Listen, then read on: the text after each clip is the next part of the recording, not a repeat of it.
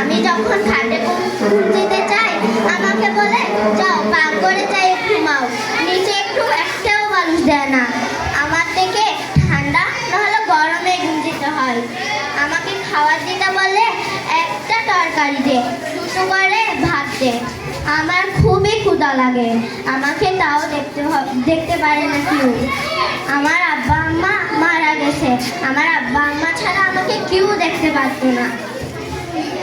হ্যাঁ বলছি যে দেখেছেন আমার খালাকে?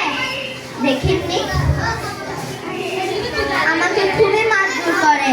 খালা একটু হলেও দেখতে পারে, খালার জামা আমাকে অনেক বকাঝকা করে।